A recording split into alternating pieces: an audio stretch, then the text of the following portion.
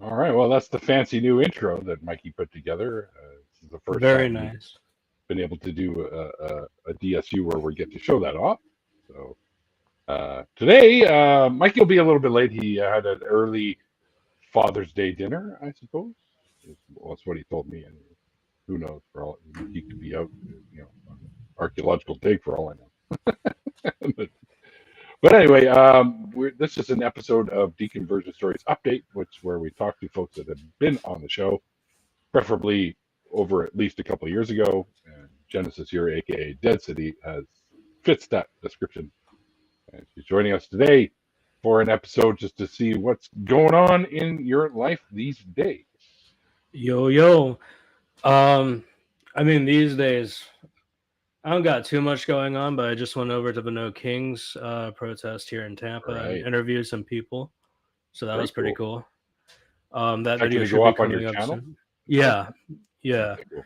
Or I might give it to Mikey for Bin podcast content, on the ground reporting for the Bin Right, News right, Network. right. Well, But if you do throw it up on your channel, that channel, by the way, folks, is linked in the description box below, so you can check that out. Or um, you can check out the Bin podcast link, and I think we have that there as well. I'm pretty sure, maybe I'm not sure, but you can check it out there if it ends up there. for sure, for sure. So what's interesting is I think the first time I suggested even coming on here again to redo my story was before I even had the big update to my journey through atheism, where I actually went back into spiritualism a little bit. Oh, do tell. Oh, it's not a fun story, but I will get into the details here. So for those of you who may or may not know, I used to date a person named Angelica Darkheart. I no longer talk to that person. Many people in the atheist and pagan communities probably know why. And that's because at a certain point in time, I was very unmedicated, and I was also going through a lot of schizophrenic episodes all at the same time. And my partner at the time, Angelica, had basically started convincing me to what at first I thought was just uh, look into the spiritual, guided meditations, past lives, things like that. I started to, and I didn't realize this at first, but my friend group did. It started to become apparent that it wasn't just spiritualism. It was a lot of it was very culty stuff. So I remember one cult in particular. I can't remember the name of it exactly, but it was the one ran by that circus performer. I think his name is Morg or something. I have no idea who that is.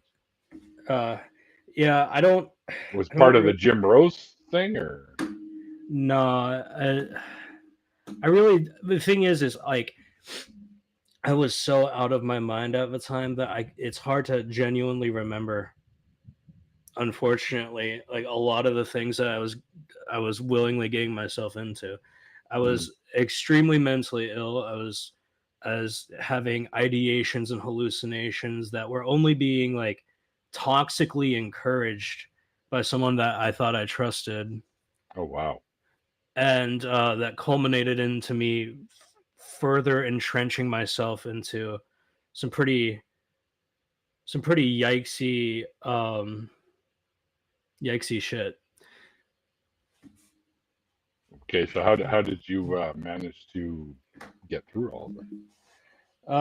Thankfully, I had a really good support network of friends. A lot of them aren't content creators, so like no names that I could say, but just like people who knew both Underground. me and my partner, and they were able to separate me from her and isolate me and let me detox. And then you know, sometimes after a breakup, you need to be single for a while, but I did the opposite approach where I jumped into a new relationship with my now spouse.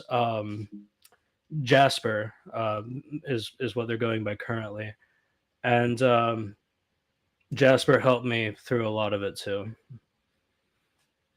So you found someone that you could actually be involved with that wasn't going to be a hindrance to your progress, to actually help. Yeah, it's more so like I found someone who kept me grounded, I guess, not through their own belief systems or anything, but more so through just being there and helping me. Which Uh, is really what we should be doing, anyways, for somebody who's in that sort of position. Just be there for them. That's the best way. this actually happened during the time I was also offline for that long stretch where nobody Mhm. heard anything from me.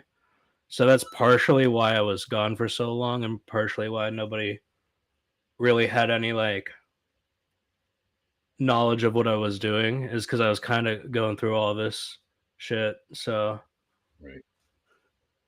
Well, it's good to see you came out on the other side better for and sure, for sure. coming All I together. had to do is rewatch my old content, and I'm back in the Atheist game. So when you say you got into like other types of spirituality, what exactly were you sort of Well, dipping your toes in? it started first like with a. I don't know if you know what Therian is, like I've heard of it, Therianism. but I have no idea really what it's about. So it's people who have some kind of identification with um, animals. So whether they believe it's a spiritual connection or a psychological connection, right? Is that along the And lines of like animism? um, I think there's differences to it, but I'm not entirely sure. But Okay. for me, it started off as like a psychological belief. Like part of me, I know, just psychologically likes to identify with blah blah blah animal. I Mhm. don't want to get too specifics into the weeds with it, but um, it started with like a more rational take of it, I guess. And then I started getting into the spiritual side of Therianism, which is the belief that you have the soul of like a wolf or something. And Right. this was going on while also I was trying to pick my life up back from the ashes of like getting fired from a pretty long time job I had, and then like getting off my meds because I lost health insurance, and then like all this other stuff. Your mind's swimming with crazy neurological connections and chemicals and lack thereof, that I found myself snowballing, I guess. And I guess in a way that's probably a very common occurrence for people, is you take a rational position, like, oh, Of I course. I like psychologically identifying with certain aspects of animals. That's not like unreasonable, people can have It's not psychological uncommon connections. either. Yeah. So but then, you can really run with that idea. And I think specifically I've noticed that the YouTube algorithm in particular was kind of also pushing me deeper and deeper into this shit. Once you watch like a few um holistic pseudoscience, guided meditation, past lives bullshit wooey videos, it just Well, starts spewing them out at you. there is some value to meditation, Oh no, no, I'm not as long knocking as you don't meditation at delve all. into the that pseudoscience side of it. Yeah, I'm not knocking meditation at all, or Okay. even guided meditation. But the specific guided meditation I'm talking about, which I learned later on, it's these channels, and I don't really know a name for it, but it's these channels that specifically affect the cadence and way that they speak in order to kind of lull you into like, Oh, sure. Yeah. and then they just try to implant ideas into your heads, memories into your head that Yeah. aren't there, but it's so convincing. And then that's what I'm talking about. Like, I think It's like meditation is. hypnotism, right? Yeah, yeah, Just not right. exactly. It's a trick of hypnotism too, where they can do that, and then suddenly you have this new memory. You're like, oh yeah, I remember that. Now you Yeah. So very psychic driving shit that I got into. And obviously I was none the wiser for it, because even though, in the past I've been very realistic and able to discern fact from fiction, Mhm. that's when I'm operating at 100%. and I was I was not operating at 100% at this point in my life, and Right. so Did it yeah. help you at all? We were like with the knowledge and ability to separate the woo from the meditation part. Did that help you at all? I don't I don't really know. Like again, it's so hard to think of the mindset I was in at the time. You Yeah, know, and probably better off that you don't too. Right? what I do remember is like I think at that point I was also very hopeless and destitute, so I was looking for Mm. something to give me like some kind of self-soothing, and whereas like healthy guided meditation would have probably done the same, if not definitely better for me, the Right. fact that I slipped into, like today we will be discovering our past lives type No, shit, like it it screwed me up, you're like, sure we will. I mean, hey, I was willing to give it a fair shake at the time, which was dumb on my part. No. As long as you keep your reasonabilities with you, I think you'll be able to go. Hold on a second. Yeah. Anyways, that was the big major shakeup, I guess, in my journey as an atheist. And No. then since then, I just kind of like I've reassured Damn myself of the dog. things I already knew, because like Yeah. when you, I wouldn't say I deconverted out of atheism, but when you explore spiritualism after being an atheist, you still have all that knowledge from when you're an atheist. It's not like that goes away unless you're purposefully academically dishonest, like I guess Sargon of Akkad or those grifter types. Oh, apparently the meditation gods were not pleased with how Jen was talking about meditation. I'm sure she'll be joining us again momentarily. It's not the first time something like this has happened. It's kind of a sketchy internet connection down there, as you can see. Every once in a while, kind of freezing up a little bit. But here we go. There we go. Happened. I tapped my mouse, and this is one that has like the buttons on the side. Not used to it, so I Because guess the I. meditation gods are angry with you, So, but my internet connection. What can I say? Jen. Yeah. But like those the skeptics who then go on to like start grifting and stuff.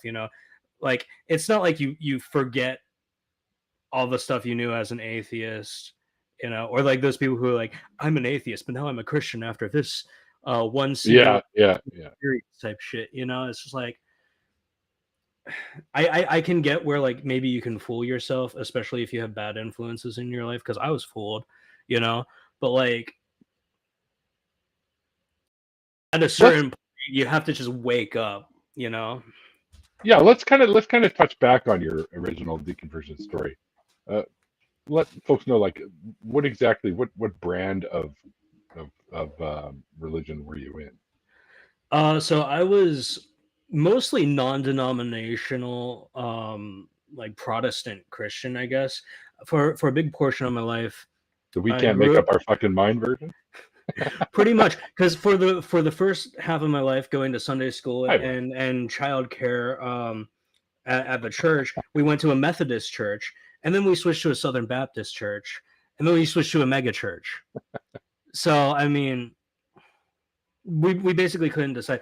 And the thing is too is, and I don't think I've ever said this, my dad was the drummer for the church bands Yeah, you for mentioned all that. three of. Oh, okay, cool. Yeah, so he was always there practicing. So a lot of the people in the church themselves knew me, knew my family, knew my dad. And even though it wasn't like a big part of our life, like we weren't going every Sunday, mostly just like on holidays and things like that, except for my dad who was playing all the time. Let We me ask you really, something real quick about your dad. yeah, for sure. Being a drummer. Okay, I've worked with multiple drummers in my lifetime as a musician. Well, I'm not really a musician. I'm just the idiot that sings. He's the one that hangs out Me with. too, me too. But but all the drummers I've ever known have all been weird. Is your dad one of the weird guys that's a drummer? He's weird in a different way. He's kind of like if Paul Blart was Italian. Okay. You know that Kevin James character, like Yeah, like the yeah. Paul Blart Mall Cop guy. I, Yeah, I call him Captain Caligula because he's just a stereotypical Italian dad. He's what I call fake paisan because he likes to think he's, oh, old country Italy. He grew up in Elmira, New York. You know what's in Elmira, New York? A prison and a sewer system. That's it. My dad's not paisan. My dad's not Italian. I doubt he could say more than 3 Italian words even. But I've got some bless Italian his in heart. me too, actually. My dad's side of the family. But yeah, I mean, he's weird in a different way. I wouldn't say he's like because I've met weird drummers. I've been a weird drummer in a band too. Like I kind of get what you're talking about. He's not like. I swear he must be on the spectrum and it's just been undiagnosed his whole life because he's one of those people who's like Most a puppy people dog are. he'll just like overshare and just really try to befriend everyone. He's kind of like that. I got told by my mom's psychologist that I'm an atypical neurodivergent. I don't know what the hell that even means. That just means that it's likely, like instead of well, there's a specific like list of like things that fall in the neurodivergent category, but I'm not an expert on it, even though I have a lot of it. No, me either. I'm what? Oh, okay, sure. Does that come with ice cream? I will say what's interesting about my dad, right, is he's dedicated a lot of his life to playing music for the church and all that. Pretty sure he's never read the Bible. And if he has, my dad's, I hate to say this, he's really dumb. I don't say that to be mean. Compared to what though? He has a reading comprehension of a 3rd grader. Oh wow, really? Did you just never learn that well, or? I think the cocaine and diabetes has just eaten away at his brain over time. So that's just an unfortunate part of life. Funny thing you mentioned about him being in a band though is he did drum for the Outlaws for a short period of time. No, get out. No joke. Seriously? No joke. Seriously. Wow, cool. Yeah. And then he had his own band with some friends of his for a while called Alien Rhythm. I don't think it ever took off or anything, but never heard of him. Outlaws, yeah. Anyways, yeah. So my relationship with the church, I guess, has always been at an arm's length at best. I've had people really involved in it in my life, but I never was. There was a point in time when I was a kid that I was very terrified, I guess, of all of the things that I've been told, growing up. Like God is always watching. You have to be on your best behavior. I would get self-conscious whenever right? I did anything.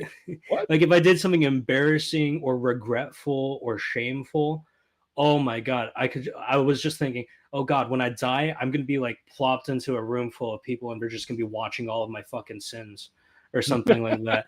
I mean, this is what was going pretty much like my 5-year-old brain, obviously conjuring this like fucking very cinematic version of my downfall.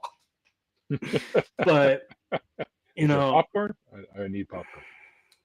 I think I was in middle school, around 10, I think, when I started questioning things. And it's interesting because, for the longest time, I think I knew that all this like Christianity shit was fake, but I had that continuity disconnect between knowing that these are all impossible supernatural things that could never happen, even with God magic, and then just putting that towards like actually think about Christianity. You know, I never like broke down that wall. Like, you know, I didn't believe in Santa Claus. I didn't believe in the Easter Bunny. I didn't believe in the Queen of England. For anyone who gets that Megamind reference, but you know, like when you're growing up in a religious household, you know, sometimes it takes a while for you to connect the you know, oh, stage magicians are just like fake to, oh, the things described in the Bible are just fake. It takes a bit of a leap too, especially because they do such a good job of conditioning you, you know? They do Mhm. such a good job of making it so that any seed of doubt that goes into your head is something that you're afraid of a little bit. Mhm. And at a certain point, you just can't That's ignore it. indoctrination. Yeah. At a certain point, you can't ignore it though, you know, because all of it builds up, all of it stacks up over time, and it reaches a point where you have to confront that, and either you have to choose to be cognitively dissonant and live with the fact that, okay, I don't believe in impossible things, but I believe in God just because it gives me comfort, or you have to say, I don't believe in impossible things, Period. you know? Yeah. Yeah. Yeah. A lot of people remain. Yeah, a lot of people, I think, don't still believe, but they remain there because of the comfort and because of the community that comes with it. That's, people are seemingly there for you. What they don't realize is people are probably talking about you behind your back in some negative fashion after the fact of you needing help or whatever. So kind of a double-edged sword thing. Yeah, I can get that, especially because the comfort is what brought me back into trying out spiritualism, you know, like the comfort Sure. talking to my partner at the time, meeting people who were also in some of Probably these circles. acceptance too, right? Yeah, yeah, it feels good to have community, you know. Hmm. And like, yeah, I had the atheist community here on YouTube, but like, you know, it's hard to match when people are feeding your delusions with anything else, you know. It's like junk food for the mind. It's Hmm. addictive, it feels great, but it does nothing but poison you. Hmm. And so I get people who don't want to leave their religion due to the fact that it adds like a level of security, that I don't have to worry about what happens in the next life, or I don't have to worry about this stuff because, you know, I don't want to think about it. I completely get that, and I completely get having those cultural ties, especially so that you have like a safety net, you know. Hmm. Which is like what it feels like for some people, or that blanket you had as a child, like Yeah, Linus from the Peanuts. Or whatever. Yeah, and it's hard to let something like that go, even if you start deconstructing, and you're still like, well, shit, if I actually walk away from this, then maybe I'm going to lose everything, and that's a big fear. And we've heard many people talk about that on the show, as I'm sure you know, that fear of losing those connections and losing those safety nets, if you will. Um, but you can also talk to many folks that have come all the way out and reflect back on that and say it was kind of an illusion, right? And once yeah, you get past that, you realize that there are other safety nets out there. There are other communities out there that are just as willing to take you in and make you yeah. feel at home, make you feel like part of the family or whatever, the group. So, I totally get that. I think one of the main issues for me in specific, drifting away, is like, because I wasn't just, you know, going into normal spiritualism. Yeah, I was going to like people who were trying to bring you in. So a lot of times, I'm pretty sure I was manipulated. oh, I'm Uh, sure. I'm sure. like And they may not even realize they're manipulating. yeah, I mean, I cut ties with people during that period of time too, because like others would tell me to, and like it's not like, because like you've seen my YouTube channel. I know what the bite Hmm. model is. I know Hmm. what cult red flags are, and yet Hmm. somehow when you're standing there in the epicenter of all of it, it's You hard to said the see right word. yourself. Woo! I got to use my prop. Nice. But when you're standing there like in the middle of all of it, it's hard to recognize these hooks going into you. You know, it's easy to see when it happens to someone else, but sometimes like when you're there, it's a little bit harder, or at least it was for me, Tons of Mice has a question for you. Oh, for sure. Hang on. Oh, Germania. All right. See you later. Thanks for stopping by. Jen, how many gators have you seen naked? I could Aren't they all count naked? I could count the ones I've seen clothed, but how many I've seen naked? That not sure. Yeah, maybe I don't even know. Wait, what?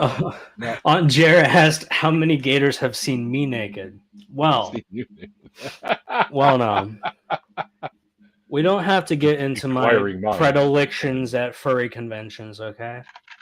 Have you actually been to some of those? Nah, but I would like to go. My major insecurity is I've never been able to afford a fursuit, nor do I really have a skill to make one. So I would be going there like, I feel so out of place. If they're naked. And I know like you don't have to have a fursuit to be a valid furry or whatever, but it's just like if I go there, I want to do it right, So I'm saving my first experience for when I have money to commission a suit. What's the average cost for doing It can range. It really depends artist to artist, but it's usually in the thousands if you want like a good quality one. Right. So you got your material costs, labor costs, and stuff like that. Yeah. Yeah, I don't think I've ever had anything even remotely. Well, I've had costumes before, but nothing quite to that degree. The whole process itself is really cool, and one day I would like to try to learn how to do it myself. It's just that like I bet you there's a YouTube video for that. there are tons. It's more so the investment of money into materials and the time investment. Because I really nowadays just I have no time with anything. I had just started a job at Marco's Pizza. On top of that, I got my YouTube channel and my art accounts and stuff like that. So got my fingers in all the pies. Well, I don't know. Maybe at some point you'll be able to afford to do it, and then you can make yourself a really cool, badass suit. I have been thinking about like the alternative to fursuiting nowadays, which is those that VR chat game where people have like their own custom 3D models and they have motion tracking. Oh yeah, I've seen stuff like that before. I've been thinking about maybe like getting one of because those are easier to commission. Obviously, they're far cheaper, and I was just wondering, like if that would be a good investment to do on my channel. It would also definitely save me time on animation production because holy shit, these videos take so much time to produce. Mm-hmm.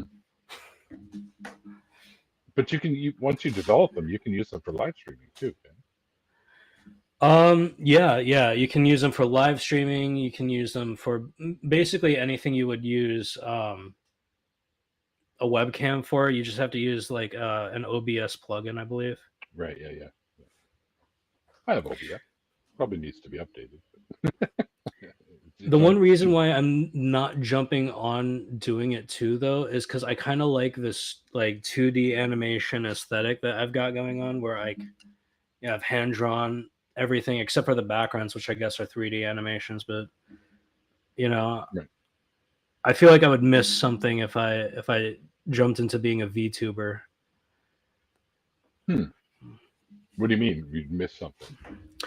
I don't know. I just feel like because I've been what's called a PNG tuber on YouTube for so long now, where like I've been using static images and like slightly animated GIFs for my avatar for so long that like there's a certain charm, I guess, to it that I like. It reminds me of old school YouTube commentary, I guess. Sure. Yeah, I mean, when I first jumped into this whole YouTube thing too, there were many creators that used little 2D characters on their screen, like Apologia, even Rhino, of course, with the Rhino, Yeah. and others too. But and others used different sort of like Prophet of Zod had that suit that he wore with the snow screen, TV snow, Yeah. which was interesting. That's pretty cool. I never got into doing anything. I just said, well, this is me, and this is what you're stuck with. So I just came out in this costume, That's my fair. everyday costume. Yeah. I definitely see the benefits of using face cam on a channel over using like a 2D avatar. In fact, I'd probably get more done if I did just record my face, but the way I record videos, I don't script anything, so to avoid having millions of jump cuts everywhere, I think it's just best if I just stay at the way I'm doing it now, I guess, where I've gotten comfortable, because it's just like, Yeah, and your videos are good. Like there's I don't hear you sort of like what I'm doing like right now. You actually are, you flow when you talk, right? You've got the ideas. You don't need to script it. I'm the same way. When I do speeches and stuff at like events for family stuff, I never fucking write anything down. I just go off the top of my head. I've noticed that when I script things, I actually feel like I sound a little bit more stunted than when I'm just riffing. I call that it's like you're robotic or something like that.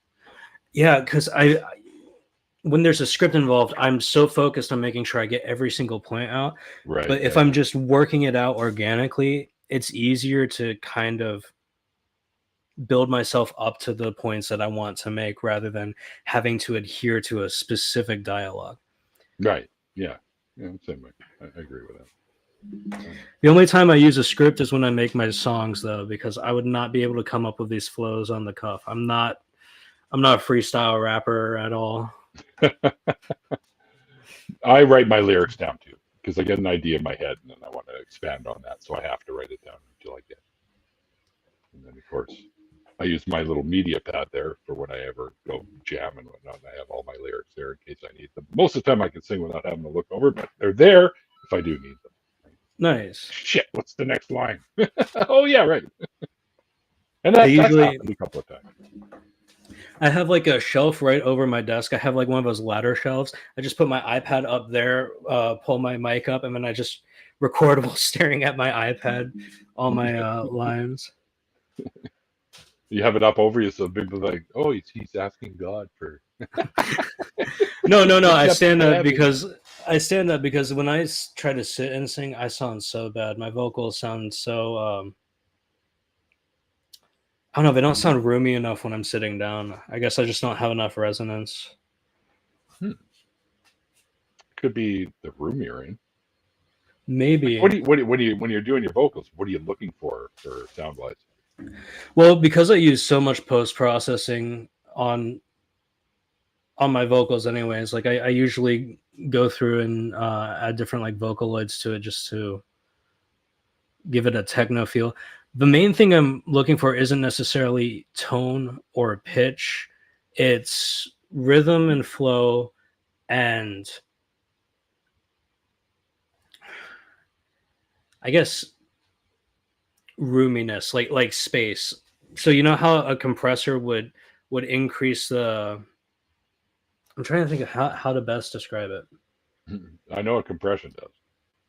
It actually radio airplay. It levels out the low end spikes and the high end spikes, so it normalizes it. I guess that's what I'm looking for, is something that can be normalized without too much effort on the effects, because if I use the effects too much, it typically ends up distorting the fidelity, in my opinion. I don't know. I'm not describing myself well because I'm a self-taught musician, so I don't know any of the technical terms for anything I'm talking about, which is why I've never done a tutorial on how to make music, because all I know how to do is be a whiny protest singer, not like a lyricist. I'm not a languager. Clearly. I played drums in one punk rock band. Me where too. the guy didn't know how to play bass. Our bass guitarist never learned. So we just didn't mic him up. Oh boy. And When I I was quit. in my first band as a drummer too, it was a funk band as well. And I used to wear a neck piece that had nails that were probably about 4 inches long and sharpened. So every once in a while, I poke my hand with like 5 or 6 holes in my hand by the end of the jam session. Like, oh boy, I'm losing blood, people. Get me to a hospital. Suffering for your art. Yeah, exactly. Well, it could be worse. I wore a gas mask, military helmet, and trench coat when I was drumming. I got a gas So mask in the back of my car. I don't know if I still have any of the stuff I once had. I've been through so many moves now across the country. And yes, I still somehow wound up back in Florida. Just when I think I'm out, they pull me back in. They send out the naked gators, is what they do. For sure, for sure. You gotta be careful of those naked gators. They'll try to proselytize to you about voting for Ron DeSantis or something. I don't fucking know. Wes says I'm not much of a wordsmith either. Finally got to use that word. That makes you a wordsmith right now. There you go. Ollie was trying to write a country song. It looked like it there. I'm the long distance daddy driving my pickup through life. I'm a 50-year-old honky tonk rockery with a honky tonk hoe for a wife. Yeah, Ollie, keep trying. He's gonna punch me when he picks me up from the airport. Or he's gonna record that song and make me listen to it on repeat the entire way. I could never write a country song for the main reason that Easy. well that's just it. Like, my natural vocabulary and cadence is antithetical to the entirety of country music. I feel like country music is more blue collar, easily accessible kind of music. That's very simplified. I'm trying to think of one of the lines in a song I just uploaded called 8647 that like goes wild as hell. I might not be able to pull it up right now. The music I come up with, I feel like I low-key feel like I'm bragging sometimes. I don't know how to describe it other than that. Whereas, I'm purposefully like using the most ridiculous bars. Well, you sent me that one song a little while back that I quite liked. I thought it was really cool.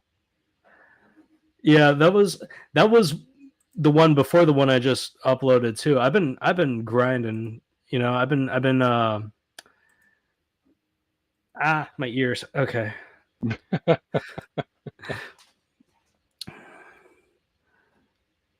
Oh, it's a McLean and McLean song. Okay.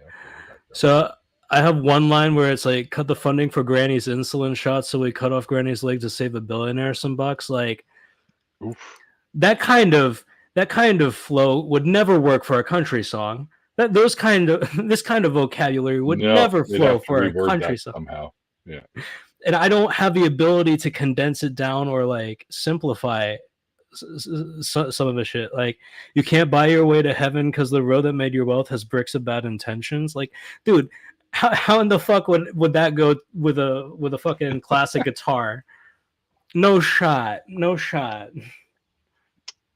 Well, I could see it like an acoustic guitar, and you could use words like that. Like, it just depends on the mood of the song. But it's definitely, when you use the term heaven and not going to heaven because of something like that, you won't hear that in a country song like ever. Yeah.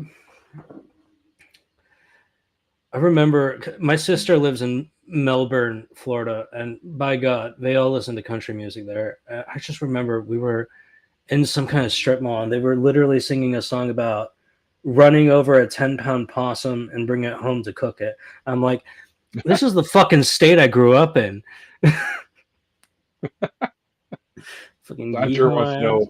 know, haven't you heard of Jesse Wells? I have. I'm conflicted on Jesse Wells. I like a lot of his songs. Don't like that he's anti-marijuana though.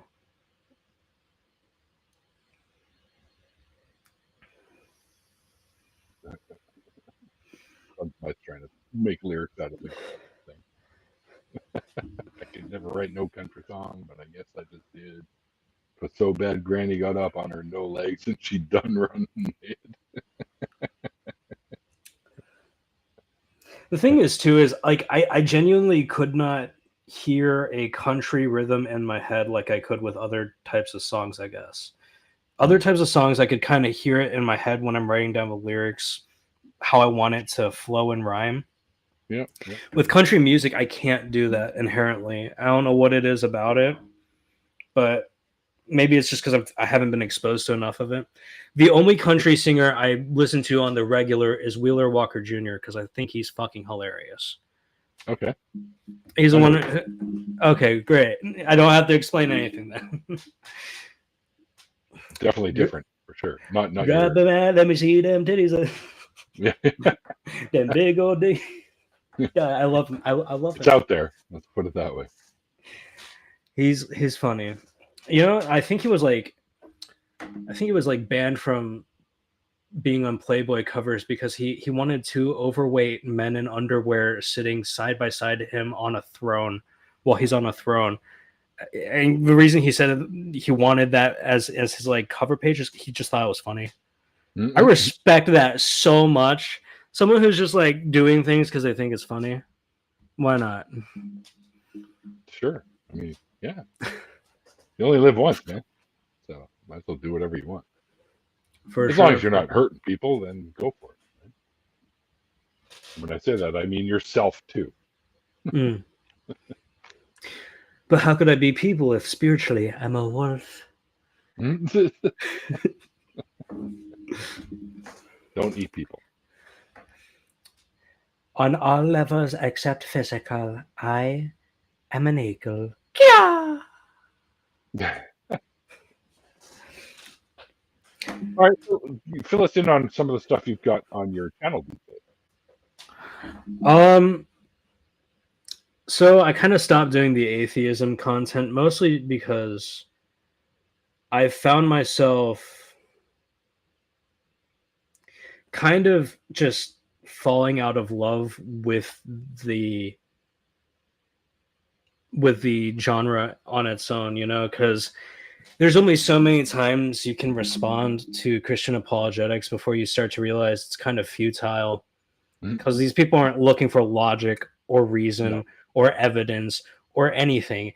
They're just looking for someone to respond to them so that they get views from hate watchers, and then they'll respond to you. It's an endless cycle of feel validated too. Yeah. Like any attention is good attention for these apologetics. So I stopped doing religious content on my channel. I took a pretty long break, and then I started doing political content, and I'm stopping doing that for the next 3 years and 5 months. No reason. Why is that? No reason. So now I'm just covering internet drama. I'm still kind of bringing politics back in. I am not completely divorcing myself from talking about politics, but I'm kind of trying to frame it now less as talking about direct pundits or politicians or mouthpieces that I disagree with, and more heartburn, more framing it as these elements in the media we consume. And specifically I'm doing this with like internet drama, you know. And for a lot of it I've just been throwing myself into researching just these absolute rabbit holes, because it's wild how many year-long feuds and battles and lore-driven bloodbaths have been going on daily on the internet that nobody knows about, because to find the context for all of this, for any of it to make sense, you have to watch hundreds of hours of content. Yeah. But I do watch the hundreds of hours of content, and I try to condense it down into an easily digestible little fucking blurb so that y'all can just enjoy this shit show. And I think part of the reason I have been switching to this more entertainment driven stuff too is looking up the politics shit is just hurting my soul. You know, my metaphorical soul, not my, there's no such thing as a soul, but like it's eating away at me on the inside to constantly have to wade through the shit. Oh, it's and it just seems, it's like you're like, okay, can they get lower? Oh, yeah, they can get lower. The only news channel I watch now is Bin Podcast, which you can check out. Link down below. No, for real though. I watch news videos every now and then, but like I can't anymore with this shit. The amount of anxiety and stress and fear I have daily seeing all the things going on around me. Yeah. Like, I just kind of have to bury myself into something that, let's be real, arguably doesn't matter as much, you know? Yeah, it hurts my heart too to see all this shit that's going down there. Yeah. Because I have many friends down there, and I'm worried about what's going to happen ultimately to a lot of my friends. Well, my spouse is immigrating here too from the UK, so I have a whole other layer of fear on everything with everything going on. And then, you know, fucking trans healthcare being stripped away, that's another thing I'm not happy about. Unfucking real.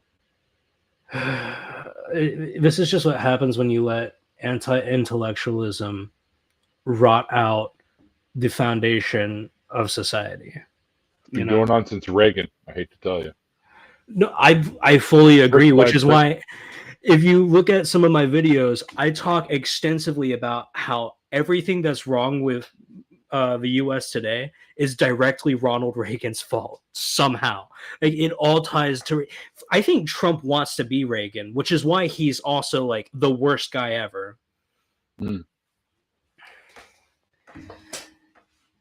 Ronald Reagan, we all love him, folks. You gotta love the great communicator. You know, they call him that because he was able to speak for hours and hours.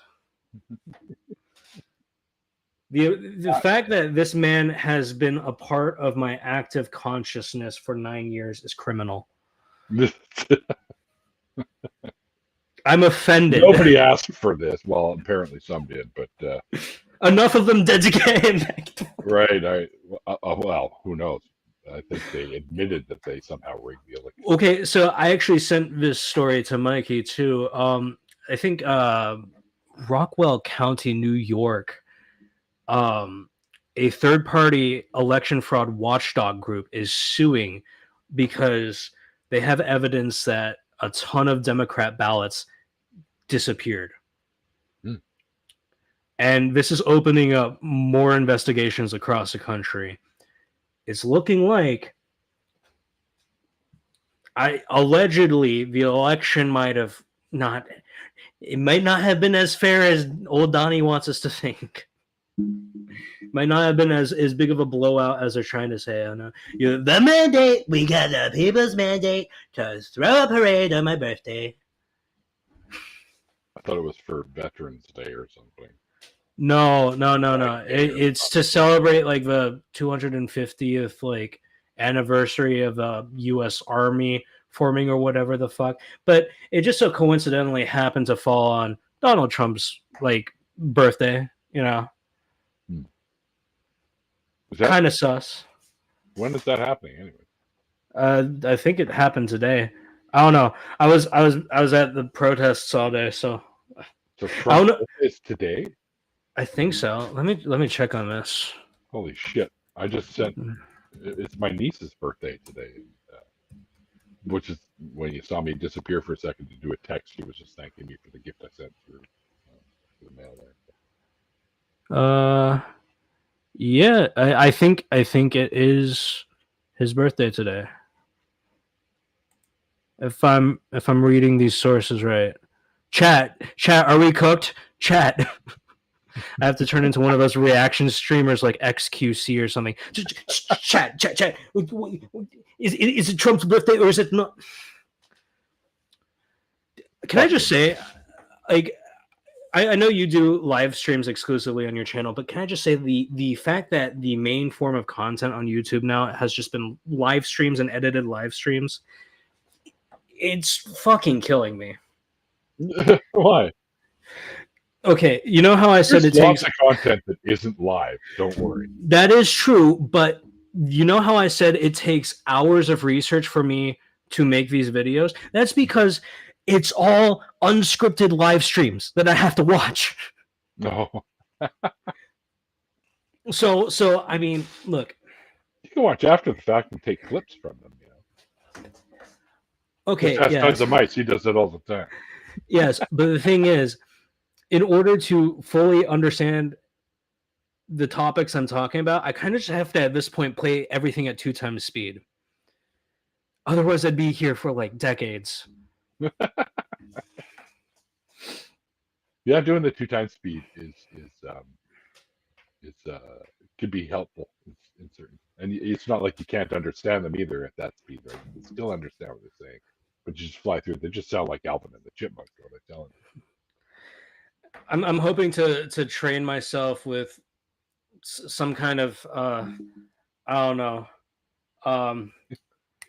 What was that MK Ultra type shit? So I could just watch it at 1,000 times speed, and it's incomprehensible to everyone, but I'm absorbing all the information at the same time. I read Wikipedia.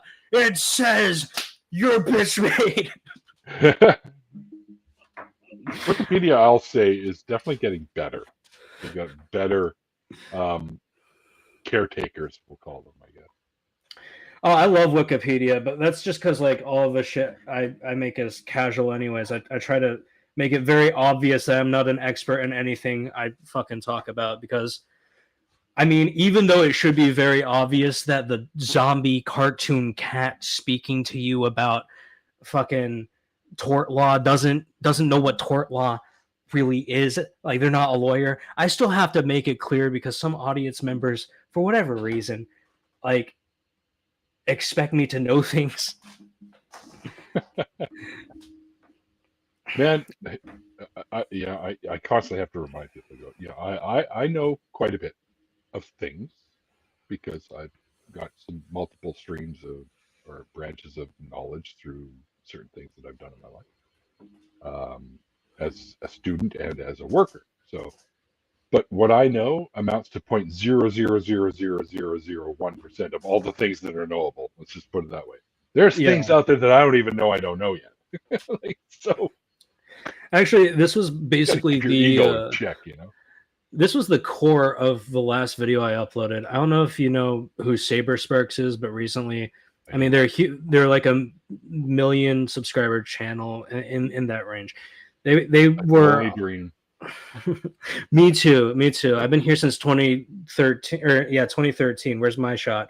But he was in like this controversy where like someone alleged something, a YouTuber broke the story, it went horribly. In the entire video, I was just talking about, you're a My Little Pony fan account. You're not the district attorney. You're not the police. When this person came to you with this story, you should have told them to get legal advice from someone who knows what the fuck you're talking about. You have Kim Possible as your profile picture. You're not the one to do this. You're not him. Yeah, well, some people, that's the Dunning-Kruger thing. They know a little bit of information, so they think they know it all, but they don't know enough to know they don't. The thing is, you would think that these would be like people younger than me making these kinds of mistakes. Both people involved, the person making the allegations and the person who posted them, are like in their 30s. They're in their fucking 30s, and they don't know to take this shit seriously. They upload a meme compilation making like serious criminal allegations. I'm just sitting here like, not always a wow. good idea. Could come back to bite you in the ass. That's right. You will never see me break a story on my channel alone because I can't deal with the defamation cases. Yeah, right. Look, I all I own is a trailer, and I don't really own it. I rent it from my grandma. I don't got assets, bro. Only thing they can take from me is my dignity. You still have that? Oh, man, that's awesome because I lost mine a long time ago. I'm renting it back from Satan. I had to put it on lien for a little bit, you know. Not proud of it. It was in a pawn shop for a while. He was nice enough to let me leave it there while I try to get my life back on track. Hi, Ryan. All right. Well, you think we've caught up on things going in the life of Dead City? Oh, I feel like we've covered everything and more. I'm sorry, I was scatterbrained on this one, folks. That's yeah. You know what? You might think that yourself, but I saw lines of continuity, so it's okay. Nice. I'm glad when that happens by accident. Jen, thank you so much for coming on for an episode of D.S.U. We are. I hope you guys like the new intro for this too. I think it's fucking hysterical. And we also mention our members now because I tossed Patreon out the fucking window when they decided it was going to be an iOS thing only. I'm like, I don't own an Apple. Fuck you. So yeah, and then they charge me more, and it's like, fuck this bullshit. So I got rid of the Patreon. So the only way we make money on the show now is super chats and through our members. So thank you so much for everyone that has done things for the channel. It's amazing knowing that people care enough to be able to help out, and I appreciate it. So does Mikey, who, by the way, has had an early Father's Day dinner tonight. And you got to cut him some slack. It's only, I think, his third one now, so he's new to the whole daddy thing. He's got a little girl and whatnot. So we wish him well. He'll probably show up for the after party at some point. He did say he was going to try to make it for this, but I guess, you know what? I told him, fuck whatever, bud. Just you do your Father's Day thing. We can handle this on our own. But if you make it in time for the after party, then hop on it. So thanks you guys out there. Thanks to all our members and our super chatters and our people that like to help support the show. Thanks to all the organizations that we link below that help folks dealing with their deconstruction, deconversion, or whatnot. You check those out too, like RFR, Clergy Projects, stuff like that. So definitely check those out. Also, coming up in a couple of months, well, actually probably, yeah, a couple of months, I think. I'll be at BajaCon in Sarnia, Ontario. So if you're in the area and you're going to that, we'll see you there. I know my good friend Drew McCoy as a genetically modified skeptic. Oh, thanks. Meet People, the musical. Thanks, Tons. I'll be there, and myself and Justin Yehooligan will be doing some podcasting stuff from the place there. Who knows? I might do an episode. I wasn't going to, but you never know. I just spoke to a few other people that are going to be coming on the show too for their first time, and we'll have let's see what I got here. We got a new friend I made on Blue Sky recently. By the way, I'm on Blue Sky, guys, if you haven't found me there. We got Shipwreck coming on the show, and after that, another return to the show with Chris Mallard, who is Daily Atheist Morning Show, which you guys probably know. I know Ryan knows. Right? And then another Lego stream on July 5th. Grant Harwell, who was scheduled for earlier but couldn't do it, so we got him for the 12th. And we got Samuel Stone all the way from Australia, who will be on the show on the 19th. On the 26th, there won't be a show because it's my family reunion picnic that we do every year. And then we'll get into some more stuff after that. Dr. Ben will be returning too, by the way, August 30th. Now, lots more people booked for the show. And we're booking more, so Mallard. Yeah, Infidel. I know he's not everyone's favorite. I get that. I know times I know you don't get along with Chris, and I understand that.